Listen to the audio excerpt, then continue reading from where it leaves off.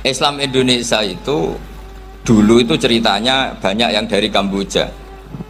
Dari kalau dulu orang cerita itu orang Cempa. Itu setelah di Indonesia besar Wali Songo dan Brawijaya 5 itu sudah mulai oleng. Itu singkat cerita mereka berpikir ingin bikin kerajaan apa? Islam di Demak Mintoro dengan raja pertama yaitu Raden Fatah, karena Raden Fatah ini putra Brawijaya. Padahal setelah jadi kerajaan ini era cucu sudah konflik berebut kekuasaan, akhirnya sampai jadi Jipang, jadi Jogja, jadi Solo dan seterusnya. Tapi kata Mbah Mun itu tetap barokah kata. Karena orang Islam terus terbiasa mimpin, sekeliru-keliru sidik pokoknya orang Islam biasa mimpin. Sehingga zaman Mbah Hashim ya sudah mimpin Masumi, zaman Ki As'ad pengaruhnya besar, sampai sekarang Kiai-Kiai pengaruhnya besar. Nah barokahnya Kiai-Kiai pengaruh besar ini sampai moral jadi ukuran. Misalnya sekarang ada calon bupati kok nggak sholat itu pasti kalah. Jadi sholat itu jadi tolok ukur untuk calon apa? Bupati. Meskipun mungkin punya efek pura-pura sholat, tapi nggak apa-apa lah. Sementing moral ini jadi ukuran. Sementara yang di Thailand, di Patani, itu karena dulu pelajarannya tasawuf itu orang nggak ambisi mimpin dunia, tahu-tahu dipimpin dan akhirnya nyuwun sewu ya saake Islam-Islam yang dulu terlalu tasawuf karena nggak punya pengalaman memimpin, akhirnya lazimnya konsekuensinya hanya dipimpin. Tapi Islam Indonesia beda karena kulino mimpin itu akhirnya dari orang Islam biasa menjadi Islam yang sholat sampai Islam yang bisa ngaji itu bisa mimpin negara. Tentu yang paling populer dimulai Gus Dur. Jadi ini sesuatu yang barokahnya istihad para kiai, sementing Islam kulino mimpin. Jika di Indonesia itu barokahnya itu, kebaikan itu jadi tolok ukur. Ada orang kok terkenal koruptor atau terkenal nyuwun sewu selingkuh atau terkenal apa itu pasti tidak jadi. Karena moral itu menjadi tolok ukur. Dan itu adalah politik para kiai. Jadi ini saya cerita dan itu negara juga akhirnya untung karena seleksi agama sama negara itu sama-sama kiai ya bilang negara harus dipimpin orang soleh, negara juga bilang seperti itu. Nah, ketokohan-ketokohan para beliau-beliau ini yang maulah bekerja sama dengan Umarok. Kita tahu dulu Pak Harto ya rawuh ke sini ketika Muktamar 84, rawuh ke Ki As'ad, ketika mau kembali ke Khittah juga dirembuk oleh ulama dan Umarok. Dan akhirnya ini menjadi negara yang alhamdulillah semoga selalu menuju baldatun thayyibatu wa rabbun ghafur. Nah, kemudian di sini saya tabarruk dengan Said Muhammad, gurunya Kiai Haji Azaim. Saya mau cerita tentang amaliyah tadi. Saya sebetulnya nggak niat bacakan bab itu, gara-gara ada khataman jumlahnya banyak saya jadi pusing. Ini panitianya tanya, khatam betul apa enggak? Iya, Gus, khatam betul. Tapi kayaknya saya tidak yakin itu. Karena saya ini kan dari pondok tahfidz itu. Biasanya anak khataman itu ya rodok bodoni itu. Wes diwaca buanter sing nyemak ya mau ndelok pojok tok. Mergo kebanteren. Nah, akhirnya lafat-lafat yang di tengah itu enggak di apa? Baca. Tapi ya semoga dimaafkan Allah lah. Yang jelas itu enggak. Tapi saya mau cerita ya. Jadi cara berpikir Said Muhammad ini nanti juga saya teruskan di Ma'had Ali. Ini saya baca ya.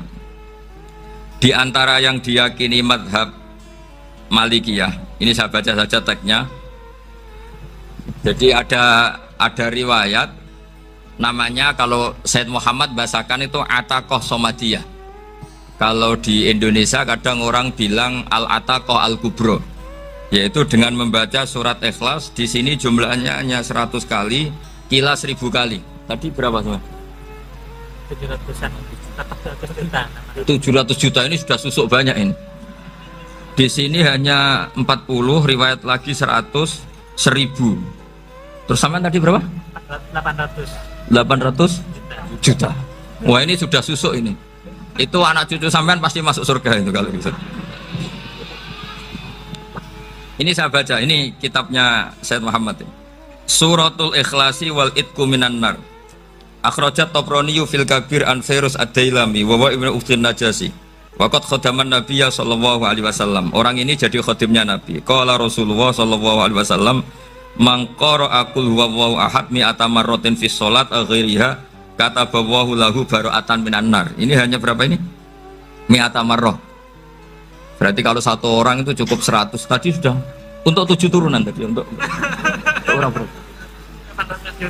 Ya untuk 7 turunan cukup. Untuk 7 turunan. Nah, sudah susuk ini Duh, ribet ini. Nah, ini tak cari pembenarannya ini supaya keren. Ini di halaman 188 Abwabul Farad. Warwa Ibrahim bin Muhammad al-Khiyari fi fawaitihi an Khudzaifa marfu'an. Man qara'a qul huwallahu ahad alfa marratin faqad ishtara nafsahu minallah. Berarti 100, ada riwayat lagi 1000. Nanti tak carikan lagi yang berapa? 1 miliar. Jangan banyak-banyak. Nah, ini saya baca ya. Wa hadzal adatu huwa al-ma'rufu bi ataqatis somadiyah. Waqat nasso jama'atun mutaakhiril malikiyah ala istihbabi ataqatis somadiyah. Wa haddu ala qiraatiha wa istimaliha. Minhum Asy-Syaikh Abdussalam Al-Asmar saat terus ini. Jadi kullu haula'i istahabbu ataqatas somadiyah ma'atirafi ba'dihim kal misnawi bi syiddati fi hadisiha. I'timadan ala anna hadza minal fadha'il allati yutasahalu fiha. Faman sa'a yasta'milaha roja'a khusula ma fiha fala ba'sa bidzalik ala syarti alla ya'taqida thubuta dzalika anin nabi sallallahu alaihi wasallam hatta la yaqa fil kitsbi alaihi. Jadi intinya itu silahkan Anda bikin jumlah sesuai versi Anda, yang penting Anda jangan kampanye kalau itu perintah Kanjeng Nabi Muhammad sallallahu alaihi wasallam. Karena kalau kamu atasnamakan Nabi kemudian jumlahnya sampai 800 berapa? 800 juta, berarti Nabi mengajarkan masyakoh pada umatnya. Jadi cukup yang riwayat itu di sini hanya 100 sama 1000. Jadi kalau jumlah tadi untuk 7 apa? Turunan. Jadi kamu harus ditutup dengan doa, ya Allah, semua itu bukan untuk saya tapi untuk 7 turunan. Tolong catat ya Allah. Jadi artinya gini loh ya, orang Indonesia yang sering mempraktekkan ataqosomadiyah itu bukan tanpa dalil. Ternyata dalam mazhab Maliki, saya masih ingat ketika mbah saya kandung, bapaknya bapak, asmane Mbah Nur Syam, itu wasiatnya minta dibacakan 4000. Yang baca pas itu ya bapak sama anak-anaknya. Dan kemudian alhamdulillah zaman akhir itu mulai agak ngawur. Kalau ada acara itu wong liya kon maca anake mlebu metu gak melok maca. Itu keliru, saya jamin itu keliru. Saya sering kalau mimpin di rumah, kalau yasinan di tonggo-tonggo kok anaknya gak moco, saya keluar. Bapakmu wong liya kok moco, kata saya gitu. Jadi itu menurut saya itu yang jelas. Saya sampai ngisi begini, yang ada riwayatnya itu idza mata ibnu adam min qata amaluhu illa min salasin shadaqatin jariyah au ilmin yuntafa'u bi aw waladin sholihin yatullah. Itu tidak ada di hadis au kiyayin sholihin yatullah, kata saya. Yang ada itu awaladin apa? Sholihin. Jadi anaknya harus ikut, kalau ndak ada usah, kata saya. Akhirnya anaknya udah tinggi Gus nggih. Akhirnya tak kei jagung paling akeh, kula mendet sithik. Wong aku ra anake kok. Kadang-kadang enggak, orang lain baca buahnya anaknya mau mlebu metu mau enggak no tamu mbek rokokan. Itu harus ditobatkan itu. Keliru itu. Karena nasnya bukan auqiyayin sholihin tapi awaladin sholihin. Ini bukan provokator, ini memang ya seperti itu. Nah, terus tentang tadi la ilaha illallah yang didawuhkan Gus Azaim. La ilaha illallah itu penting sekali, cuma saya mohon itu dielmoni lah. Jadi dulu kalimat ini menjadi spesial karena dielmoni, karena dimulai dari fa'lam annahu la ilaha illallah. Terusannya ayat tuh wastaghfir li dzambika walil mu'minina wal mu'minat. Saya ulang lagi ya. Terusannya ayat tuh wastaghfir li dzambika walil mu'minina wal mu'minat. Makanya menurut mazhab Sadili, kamu disuruh baca la ilaha illallah dulu, jangan istighfar dulu. Saya ulang lagi ya. Dalam mazhab Sadiliyah itu la ilaha illallah dulu, nggak boleh istighfar dulu. Alasannya masuk akal. Orang yang kafir 70 tahun itu sekali baca la ilaha illallah itu langsung yughfar lahum ma qad salaf. Sehingga la ilaha illallah sendiri sudah punya kekuatan supaya dosa kita diampuni. Qul lil ladzina kafaru iyantahu yughfar lahum ma qad salaf. Cara menghentikan kekafiran gimana? Dia melafadzkan la ilaha illallah. Ini kalimat yang begitu saktinya sampai orang yang kafir puluhan tahun itu dosanya semuanya terhapus hanya karena melafadzkan la ilaha illallah. Nah, makanya kata Abul Hasan Asyadzili, wastaghfir li dzambika ay bihadil kalimah. Seseorang sah di istighfar itu kalau melafadzkan la ilaha illallah. Misalnya ada orang kafir mati kafir, sah nggak anak cucunya mengistighfari dia? Tidak sah karena belum melafadzkan la ilaha illallah. Makanya kata Abul Hasan Asyadzili, wastaghfir li dzambika ay bihadil kalimah. Sehingga lafadz ini spesial betul. Tapi kadang-kadang beberapa mursyid cara berpikir lain. Ini kalimah thayyibah harus dibaca orang suci, sehingga mendahulukan apa? Istighfar. Untuk supaya pas ngelafadzkan kalimah thayyibah sudah dalam keadaan apa? Suci. Itu juga masuk akal.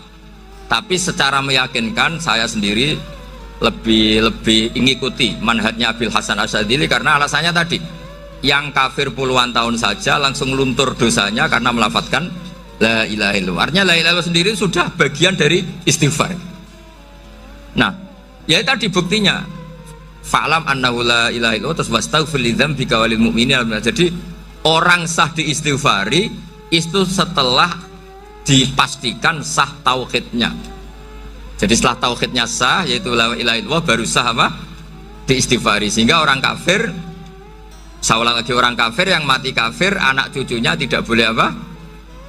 Tidak boleh menistighfari.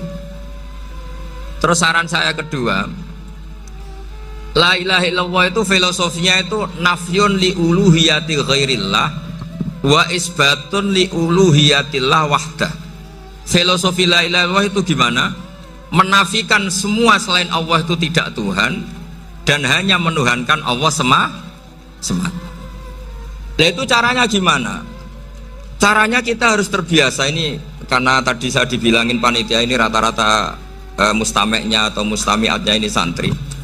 Caranya gimana? Dilatih pakai logika. Saya berkali-kali cerita kalau ngaji, saya sekaligus kampanye. Allah itu Tuhan yang begitu fair. Untuk menjadi Tuhan Allah mempersilahkan, ada kualifikasi Tuhan. Jadi boleh dikompetisikan, itu boleh kata Allah. Nggak apa-apa kamu ngaku Tuhan gitu kata Allah. Tapi nak ngaku pangeran itu paling nggak ya direputasi lah, ada verifikasinya lah. Dimulai dari apa? Ya kalau jadi Tuhan itu setidaknya bikin langit bumi lah, aturannya gitu. Jadi kalau daftar bupati ya daftarlah ke KPU. Masa tahu-tahu jadi apa? Tuhan kemudian tidak punya prestasi bikin langit bumi. Sehingga Allah itu cara ngendikan itu ya fair. Qul ara'aytum ma tad'una min dunillah aruni madza khalaqu minal ardi am lahum syirkun fis samawati. Coba yang kamu tuhankan selain saya, prestasinya apa? Ketika saya bikin bumi itu apa ikut bikin? Terus am lahum syirkun fis samawati. Kalau bikin langit, kalau nggak bisa ya urun lah gitu. Urun semen apa urun bego, pokoknya urun lah gitu. Urun ora, gawe bumi ora, ngerti-ngerti ngaku dadi pangeran. Kul hatu burhanakum. Jadi ya kan ya lucu kan, misalnya syarat kiai di Salafiyah kan keluarga Kiai As'ad, cucunya ngaji ngalim. Orang keluarga Kiai As'ad tuh aku kiai utama di Salafiyah. Oh mesti dipenjara ya. Lah yo gak gawe langit bumi, gak ada prestasi terus ngaku sebagai apa? Tuhan. Sehingga fair. Makanya saya berkali-kali cerita. Jubair bin Mut'im itu punya anak namanya Muhammad. Ini sudah orang alim, Muhammad bin Jubair bin Mut'im. Itu cerita awala islami abi. Mut'im itu orang pinter